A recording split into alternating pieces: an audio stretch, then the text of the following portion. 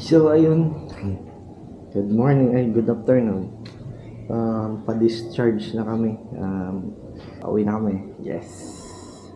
Tapos, nakuha ko na yung bill, ng hospital bills, at saka sa mga yung final bill. Kung sino gusto magtanong, mag-PM na lang kung magkano binayaran. Nag-ayos-ayos na ako kanina ng mga gamit kasi mga si baby. Iwin tayo. Mga gamit, ayusin ko pa yan. Kita-kits na lang sa bahay. Salamat sa lahat. At ayun, nandito na kami sa bahay. Nakauwi na kami. May bisita kami. Papakita ko muna si baby. Papakita ko muna si baby. Ito si baby.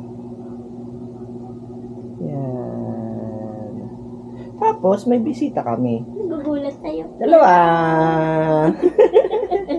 Si Totong at si Aa. Yan, dalawa sila. Si Etong. And finally, nandito na kami lahat.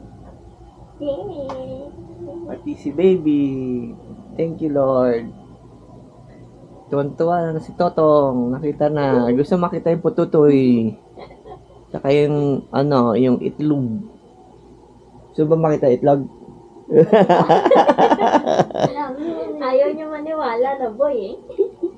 Natulog eh. Pagka magpapalit ako ng diaper, tatawagin kita.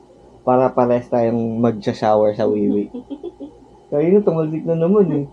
Nagganon, shoo!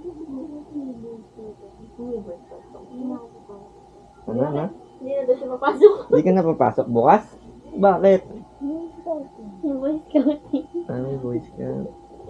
Hindi na magbabantay kay Ethan. Ayaw mo lang pumasok sila dito si Ethan eh.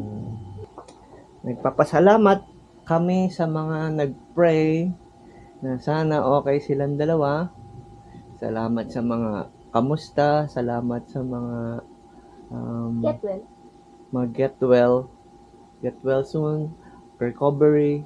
Instant recovery. And thank you, Lord. Nakauwi na kami dito. Kahit medyo malaki yung bayarin. Ulam magkano? 150. 150. Bakla. 150. Ayun, salamat po sa lahat na yung sa Facebook na bumati, nag-shoutout, nag-congrats.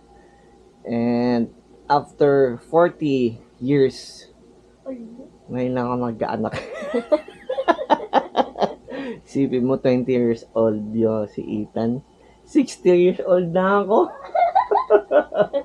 Ang tanda na. Lolo na. Senior, 20 years old lang si Ethan. Ayan. Salamat ulit. And subaybay lang kayo sa mga susunod na episode ng tungkol kay Baby Ethan. Yan. Sige na, bye-bye. Thank you ulit.